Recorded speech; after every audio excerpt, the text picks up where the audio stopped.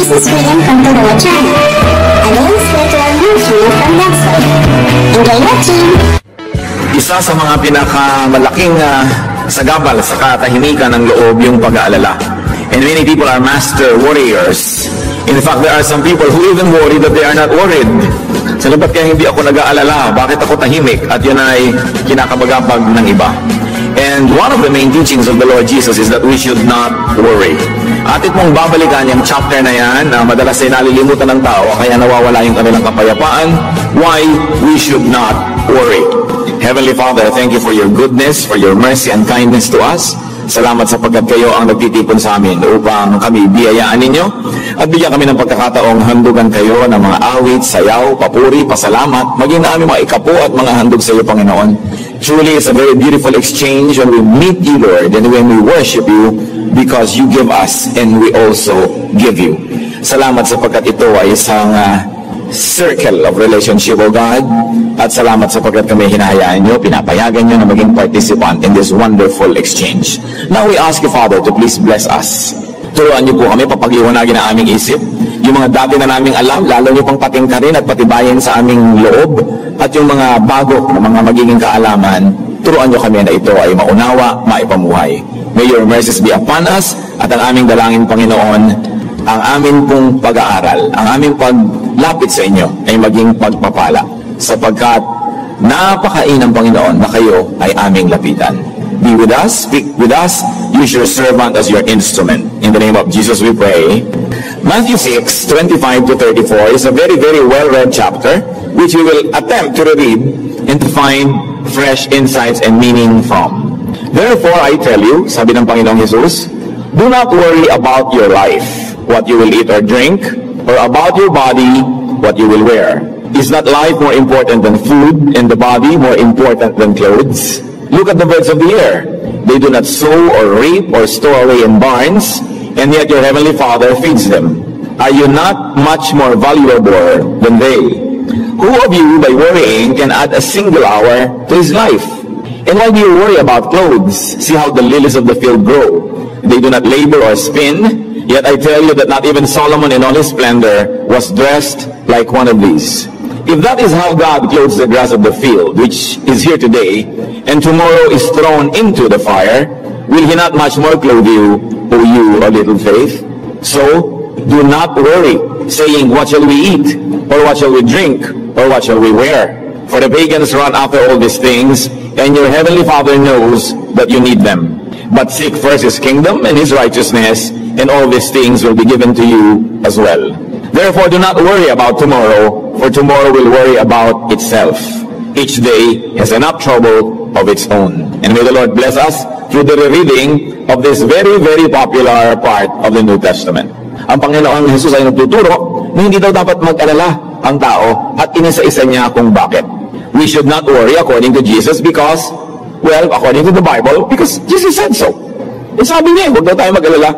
At siguro naman ay pwedeng pagtiwalaan ng Panginoong Jesus sa kanyang mga sinasabi at itinuturo. Kung ulitin natin, Matthew 6:25, therefore I tell you, do not worry about your life, what you will eat or drink, and about your body, what you will wear. Mapapansin nyo na ito ang pinaka-basic. Do not worry about what you will eat or drink. Kapag sinabi na hindi ka dapat mag-alala sa kakainin mo at yung iinumin, sa yung isusuot, which is very basic and fundamental to life, ano pa ang natira na pwede mong ipag-alala? Kasi ang talaga naman, when all the chips are down, what's important is to survive, to live, to eat, and drink, and be clothed, so that you might be protected against the harshness of the elements. Pero pag yun na mismo, sinabi ng Panginoon, huwag mong alalahanin, wala na siguro natin ang dapat pang alalahanin. Kaya sinasabi ko sa inyo, huwag kayong mabalisa tungkol sa inyong kakainin at sa inyong iinumin upang kayo mabuhay, o kayo tungkol sa susuotin ng inyong katawan. And why should we not worry about these things? Because life is important. Very especially to God, who is the author, creator, giver, and sustainer of it. Sabi, hindi ba mahalaga ang buhay? At ang buhay ay mas mahalaga kaysa sa pagkain o inumin. At ang mga katawan ng tao ay higit na mahalaga kaysa kasuotan. At kung nagawa na, nalikha na ng Panginoon yung buhay, yung katawan, hindi pa ba niya ibibigay yung mga kasunod na kailangan nito? Alam nga namang binigyan ka niya ng sikmura para kagutumin, binigyan ka ng katawan para ka payagang maginaw o sobrang mabasa kung may binibigyan ka rin ng kasuotan na magiging protection mo sa iba't ibang uri ng panahon, at ganoon din naman, binigyan ka ng katawan, siyempre bubuhayin ka. It follows. The logic says, God gave you a body, God thought of sustaining that body and feeding that body. So why are you going to over-worry about it? Binigyan ka ng katawan, siyempre, binigyan ka ng Panginoon ng mga kakayanan at mga kasangkapan para ang katawan na yan ay maalagaan. Because life and the body are important to God, He will provide for their needs. And in this case, food and clothing. Why else should we not worry? Jesus said, because it is useless to worry. Baliwala.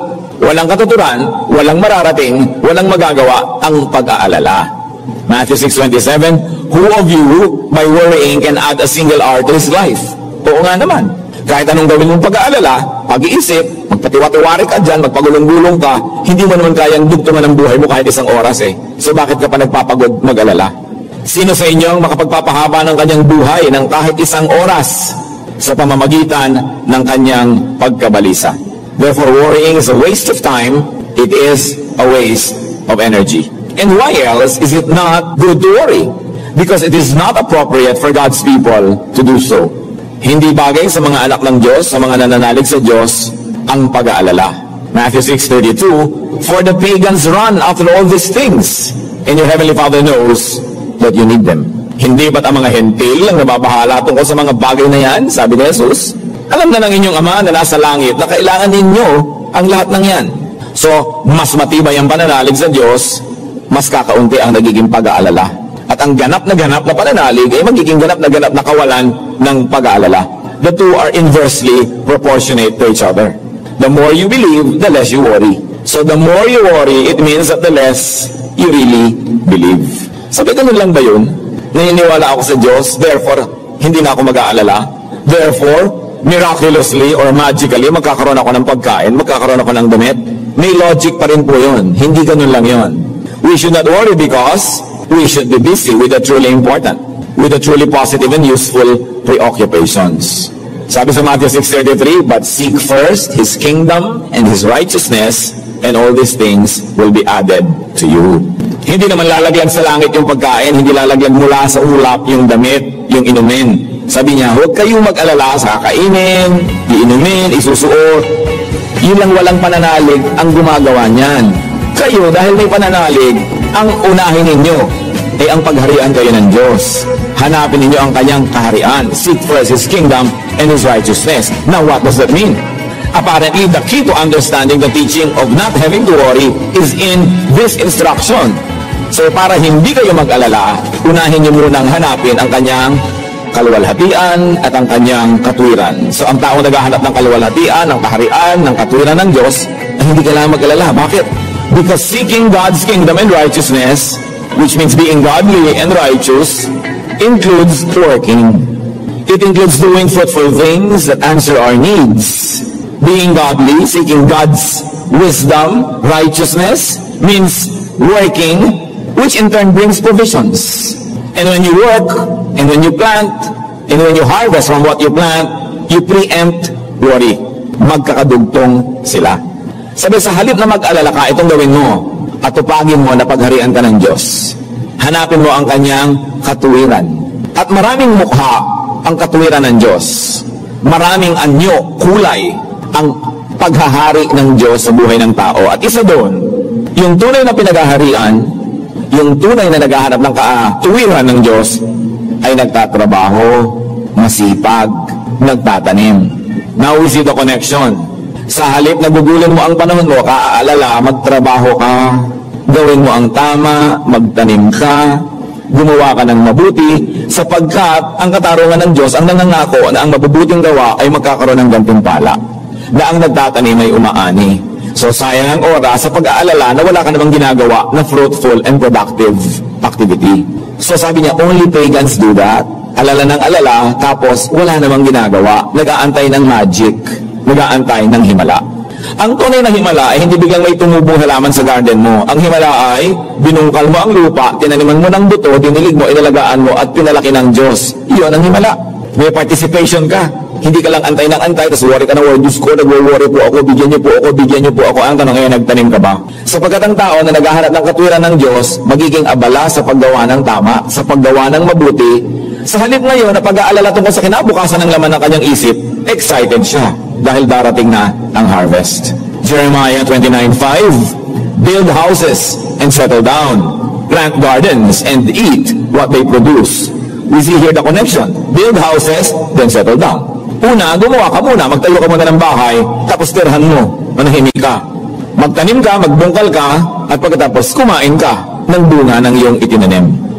2 Corinthians 9:6, remember this, whoever sows sparingly will also reap sparingly, and whoever sows generously will also reap generously. Ang maraming itinatanim, maraming aanihin. Ang konti lang itinatanim, konti lang ang aanihin. Ang lahat ng pagsisikap ay may gantimpala.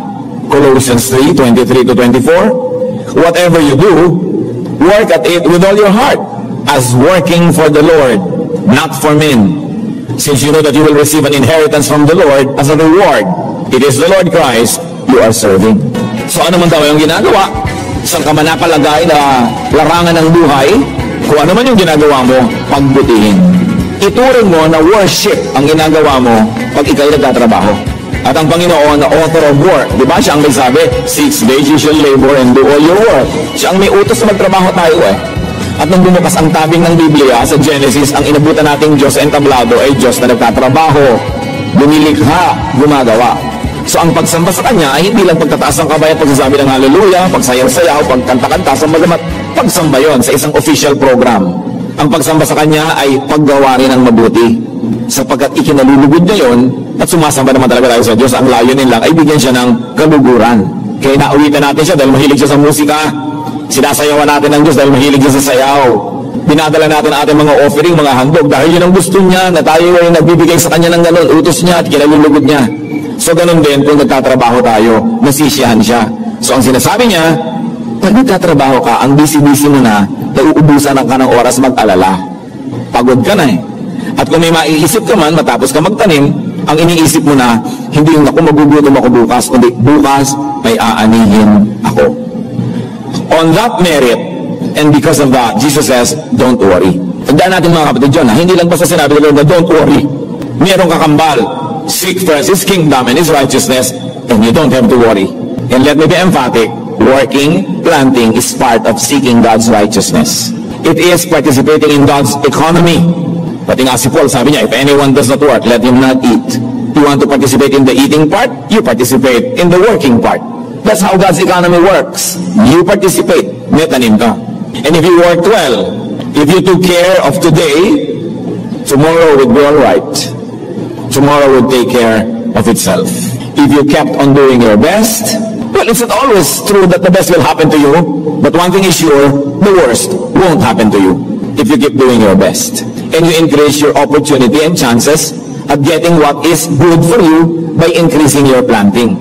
Kaya ang sabi sa Matthew 6:34, therefore, do not worry about tomorrow, for tomorrow will worry about itself. Each day has enough trouble of its own. Kaya nga huwag niyo ikabalisa ang para sa araw ng bukas. Dahil ang bukas ang bahala sa sarili nito. Sapat na ang mga suliranin sa bawat araw. At anong po problemahin sa araw na ito? Magtanim, magtrabaho. Pag ginawa mo yon, inatupag mo yung ngayon, huwag mo nang problemahin yung bukas. Pagdating ng bukas, may harvest ka. Kaya sabi, huwag mo isipin yung bukas. Ang isipin mo, yung ngayon. Pag ginawa mo yung tama ngayon, okay ang darating na bukas. So instead of thinking about the troubles that will yet happen tomorrow, attend to the right troubles, if you can call them troubles. In other words, attend to the right concerns, attend to the right business, to the right work of today. Pati yung pag-aalala, magiging mabuti kaya ang anak ko, magiging maganda kayang kinabukasan niya, hindi yun iisipin kung matanda na siya. Gawin mo yung tama habang bata pa yung anak, apo, pamangkin, whoever. Sinasabi din naman yan sa Biblia, be godly when you are young. In your old age, you'll be all right. It will take care of itself. Ecclesiastes 12:1. Remember your Creator in the days of your youth, before the days of trouble come. In the years approach, when you will say, I find no pleasure in them, meaning in foolishness and in sins. Alalahanin mo na ang Diyos habang bata ka pa. Bago dumating ang mga sakit, bago dumating ang mga problema, alalahanin mo na. At pag inuna mo na yon, huwag mo nang alalahanin yung darating na bukas. Kasi nagtanim ka na eh. Proverbs 22 verse 6, train a child in the way he should go. And when he is old, he will not turn from it. Gusto mong mapanuto ang buhay ng isang bata, palakihin mo na may takot sa Diyos. Kung may Bible study, merong Sunday school, pa-attendin mo yan. Turuan mo agad, unahan mo na si Satanas. Bago siyang makapaglagay ng tatak sa utak ng batang ito, unahan mo. At kung nakalagay na doon ang tatak ng Diyos, wala na makakabura nun. Nauna na eh. So you don't have to worry about the future when you do your work today. This is the essence when Jesus says, do not worry. Marami dyan nag-aalala, paano kaya ako magre-retire? Paano kaya ako pag mag-old age? Paano kaya ako magpapagamot ng mga sakit ko? Eh di habang malakas ka pa ngayon, gumawa ka na ng paraan, magtanim ka na ng mabuti, mag-save ka. Marami naman paraan ng savings eh. One, literally, maghulog ka sa alkansya. Mag-save ka sa bangko. Meron pang isang paraan, mag-invest ka. Magtanim ka. Mas maraming increase pagka meron kang pagtatanim kaysa deposit ka lang ng deposit sa bank. O kaya, gumawa ka ng mabuti sa tao. Kasi ang tao din naman na ginagawa mo ng mabuti, maaalala ka rin naman nun. Kung inalagaan mo siya, alagaan ka rin niya, minahal mo siya, mamahalin ka rin niya. So, parang yun ay investment that loves back. May human face. Investment pa rin yun. Pero yung para hindi ka magtanim ng ganyan, wala ka man lang savings, ubos ng ubos lahat, wala ka rin binigyan, wala ka rin ginawa ng mabuti, eh mag-alala ka talaga sa future. Mag-isip ka. When you burn your bridges behind you, eh mag-alala ka sa future. Yung mga magkakapatid pa kayo, mga binata dalaga, inaway mo na lahat yung mga kapatid mo, mag-alala ka. Pinapalaki mo yung anak mo sa kalupitan, pinalaki mo na hindi mo minahal, hindi mo malang tinaniman ng mabuti, eh mag-alala ka nga. Baka mamaya manigas ka pagtanda mo, hindi ka niya damputin. Pero pag ginagawa mo ang tama, sabi ni Jesus, huwag ka nalang mag-alala. Kasi ginawa mo na yung tama. Ipasa Diyos mo ang magiging bunga nun. Kasi wala rin namang mararating ang pag-alala. Plant now and harvest tomorrow. Parang paulit-ulit na yata ako, pero dapat yata paulit-ulitin yan. Dahil paulit-ulit na naman nag-aalala ang tao. Never burn bridges behind. Huwag kayo nakikipagkagalit kahit kanino. You will never know. Kailangan mo pala yung kidney niya. Yung pagdating ng panahon, yung kidney mo nag-deteriorate, ang kamatch mo lang, kagalit mo pa. Para namang hindi na yata panahon na makipagkaibigan, nagpadala ka ng leche plan o yema. Tapos pagkadala mo sa mga, siya nga pala, akin na lang yung kidney mo. Dapat na ipadala mo na yung yema 10 years ago o 15 para hingin mo man yung kidney niya ngayon, willing siyang ibigay. Yun ang sinasabi, magtanim ka na. Pero hindi pwede na kailangan mo ngayon ng kalamansi, ngayon mo itatanim yung buto, kailan pa yung tutubo, wala nang oras. Kaya hindi pinapalampas ang bawat pagkakataon na pwedeng magtanim ng mabuti. Meron kayong gusto kainin na masarap, may humihingi, hindi nyo naman ikamamatay, kumuha na lang kayo ng konti, natikman nyo, ibinigay nyo sa kanya, di ba maganda yun? Kaysa sinolo nyo, pagkatapos pagdating na araw, pag siya yung meron, buti kung bigyan ka niyan. Yung kung kaya mo, hanggang kaya mo, sige ng sige ng sige. Sasabihin nyo, lugi yata ako dyan. Alam nyo kung batid tayo lugi? Kasi ang Biblia ang may sabi, pag nagtanim, may ani. At kung tayo mga kapatid ay mabuting tao, kung tayo talaga ay may bait, may sariling bait, tayo ay pinaghaharian ng Diyos. Lahat ng gumawa sa inyo ng mabuti, pag kaya nyo na magsukli, dapat tubo sila. Yung tubo talaga. Yung misa ka lang nag-aaral, naabutan ka ng pangbayad ng isang sem lang, pero naidugtong sa pag-aaral mo. Kung habang buhay, ay pwede mo siyang abutan ng abutan, yun ang gawin mo. Na hindi niya ipagsisisi na gumawa siya ng mabuti sa iyo, ipapasalamat pa niya at sasabihin pa niya, sa konting-konti ko namang nagawa nung araw, hindi na matapos-tapos ang kanyang pagsusukli. Ganon ang asal ng mga makadiyos na tao. Na lahat ng taong dinapuan natin at dumapo sa buhay natin, ay inulan ng pagpapala. Hindi yung natapunan ng dilim at nakaladkad sa kapahamakan. Hanggang kaya natin, keep giving. Because God said, everything you plant will yield some fruitful harvest. How not to worry about future needs? Work now. And it is never too late. Kahit pa sabihin ninyo, may edad na ako, paano pa? It's still never too late. Hindi kailanman huli ang gawang mabuti. Aani at aani ka niyan. Psalm 126 verse 5, He who goes out weeping, carrying seed to sow, will return with songs of joy, carrying sheaves with him. Yung hirap na hirap ka magtanim, kukunti na lang siguro sa mga tao ritong may karanasan magtanim, lalo ng palay, pero lahat ng marunong nun, sasabihin siya, ang hirap nun. Tag-ulan, ang ginaw-ginaw, magtatanim ka sa bukid. At usually, yung suot mo nung umuwi ka na basa, Sinampay mo lang, hindi pa tuyo. Yun ulit, susuot mo dahil total, mababasa ka rin lang uli. Can you imagine yung ginaw na mararanasan ng katawan mo na galing ka sa higaan, isusuot mo basang damit? Lulusong ka sa mga malalamig na mga putik, nababasa ka, tanim ka ng tanim, halos mapaiyak ka talaga nun. Pero sabi, may ani ka naman. Yung iiyak-iyak habang nagtatanim, yun naman ang tatawa-tawa at sasayaw-sayaw habang bumaani. Yun ang paraan para maiwasan natin mag-alala, magtanim. At ang kasamaan ng tao na dapat ituwid, yung mga tanim ng tanim, walang naaani. Hindi yun ang kalooban ng Diyos, ha? Ang kalooban niya, lahat na nagtatrabaho, may parte sa kita. That's why our feudal agricultural system is the root of many inequities in our society. Many inequalities and problems. Because some landlords are so greedy. Sila na lamang yung nag-harvest. Samantalang hindi sila yung literally nagtatanim. Yun ang mali. Ayaw ng Diyos nun. Kaya ang lahat ay makikinig sa utos ng Diyos, landlord and tenant, yung kapitalista at yung manggagawa, titino ang mundo. Kaya talagang yung pa rin mga katuruan ng Panginoon ang solusyon maging sa mga problema na ating lipunan sa ngayon. Anong sinasabi tungkol sa babaeng huwaran? Trabaho siya ng trabaho. Nagtatanim siya, bumibili siya ng lupa, pinakatanglan niya, namumuhunan siya, nananahe, nagbuburda, nagde-deliver ng mga tinahe, nababayaran siya, nangangalakal, nagbibigay sa kawang gawa. Yun daw gumagawa nun. Sabi sa Proverbs 31:25, she is clothed with strength and dignity. She can laugh at the days to come. Pwede siyang tumawa-tawa at pagtawanan niya ang mga darating na mga gastusin kasi nagtrabaho na siya, nagtanim na siya, namuhunan na siya, kayang-kaya niyang magbayad. She can laugh at the days to come. So for us, worry a lot about many things. Ang pinag-usapan pa lang natin dito, pagkain, damit. Pero pwede nating extend yan sa lahat ng pangangailangan sa buhay. Don't worry. Because we should work instead of worry.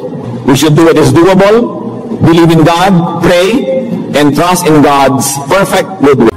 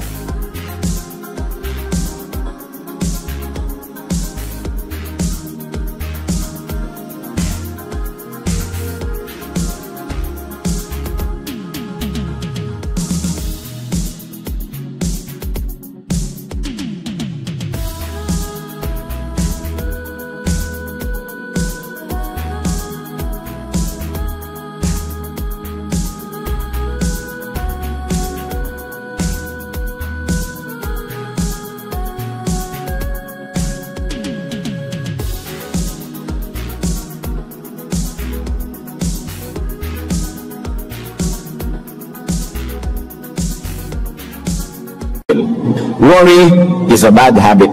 Isang hindi magandang sakit. Isang masamang sakit, yung pag-aalala. Sapagkat sinabi na nga ng Panginoon, you don't benefit when you worry. Instead, yung oras mo na pwedeng magamit sa paggagawa ng mabuti na ubos sa pag-aalala. At yung pag-aalala, kahit hindi pa nga matupad yung iyong pinangangambahan, napanghina ka na rin yan. Nanghina na rin ang iyong loob, nanghina na rin yung katawan, tumaas na rin ang iyong presyon, tumamlay ka na rin, samantalang imagination mo pa lang yun. Those who worry suffer twice when their worries happen. The first time they worry is when they were imagining it, and the second time when it really happens. But those who worry suffer at least once, even though what they worry about doesn't happen, because they already worried when they were imagining it. At matupad man at hindi, nag-alala na rin sila, lugi na sila. It's a very bad habit to be dealt with and to be superseded by good works. Ngayon, halimbawa kayo mga kapatid, nasa inyo namang kapangyarihan para mawala ang pag-aalala ng mga mahal niya sa buhay. Gawin natin ang paraan para hindi sila mag-alala.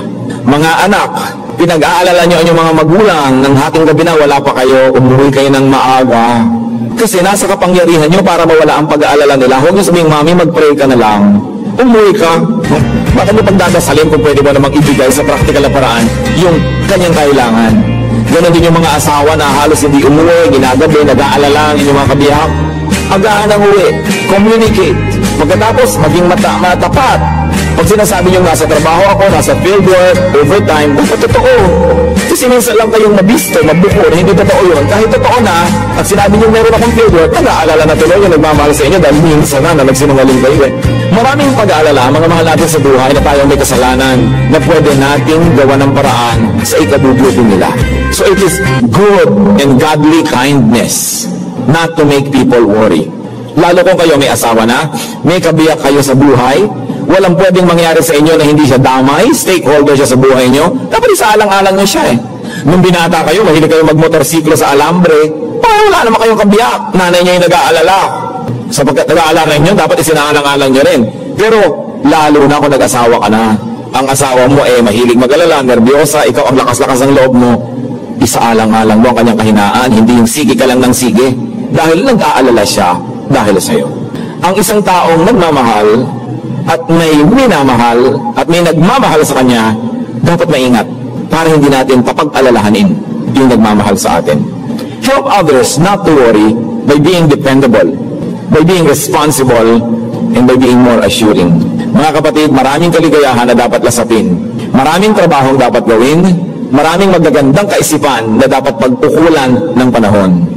Nananakawan tayo ng mga ito kung inuubos natin ang oras sa pag-aalala. Sabi ni Jesus, mag-alala ka man, hindi mo kayang dugtungan ang iyong buhay. So ang gawin mo na lang, mamuhay ka ng mabuti, para kung ikay binawian na ng buhay, wala ka ng sukat, ipagsisi. Dahil nakapamuhay ka ng tama, nagmahal ka ng tama, at pinayagan mong mahalin ka rin ng mga nagmamahal sa iyo. Stop worrying, seek first God's kingdom and His righteousness. And for the purposes of today's discussion, seeking that righteousness means work. Do what you must so that you will plant and not have to worry. Diyos namin sa langit, salamat sapagkat kayo Diyos ng katuwiran, Diyos ng kapangyarihan, Diyos na nagbibigay ng gantimpala sa maraming ginagawa naming tama. Paalala mo sa amin, Panginoon, paulit-ulit ang mga katuruan na ito, lalong-lalo kung nalilimot namin at kami ay natutuksong mabalisa. Mga kabalisahan na nagpapabilis ang tibok ng aming puso, kabalisahan na nagpapataas ang presyo ng aming dugo, kabalisahan na umaagaw sa amin ng ligaya at kumukuha ng aming lakas. Turuan mo kami magtiwala at sa pagtitiwalang yan, gumawa ng tama, ng mabuti at umasa sa inyong katarungan. Magbulay-bulay tayo mga kapatid, lalo yung mga mahilig mag-alala, ano bang pinag-aaralan nyo sa buhay? Pag-isip-isipan kung paano ilalapat itong ating mga binalikan at patuloy tayong makinig sa Espiritu ng Diyos sapagkat ang gusto ng Panginoong Hesus, tahimik, payapa, worry-free ang ating araw-araw na pamumuhay. Diyos namin sa langit, mangusap po kayo sa katahimikan ito, kami po inyong katagpuin ayon sa mga personal naming kalagayan at mga personal naming mga ipinag-aalala.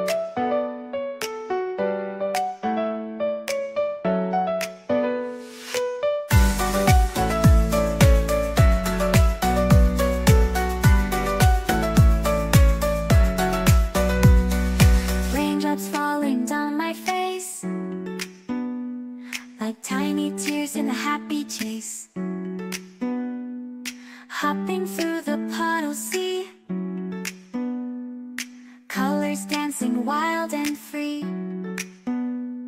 Skies are gray, but I don't mind. Cool raindrops on my skin I find. Kicking off my Saturday. Watch the clouds just drift away. Rainbow in the rain, what a sight. Colors shining oh so bright. Dancing in the streets, so bright. Everything will be alright.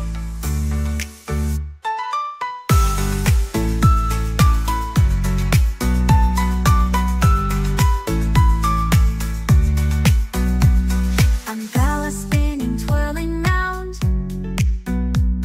A colorful halo on the ground. Music playing on the sand. Skipping beats, the heart will sway. Feel the world come out to play. Lightning cracks, but don't you fear. Magic shines when skies are clear. Raindrops whisper secrets true. A hidden beauty shines right through. Rainbow in the rain, what a sight. Colors shining oh so bright.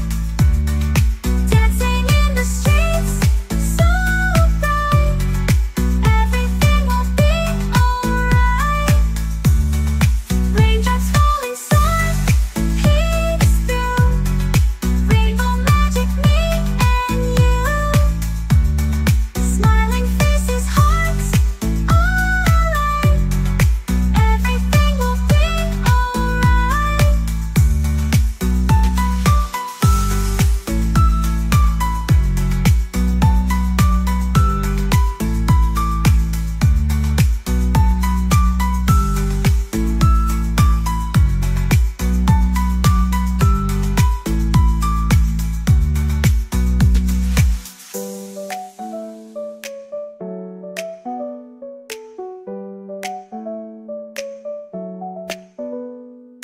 Raindrops falling, sun peeks through.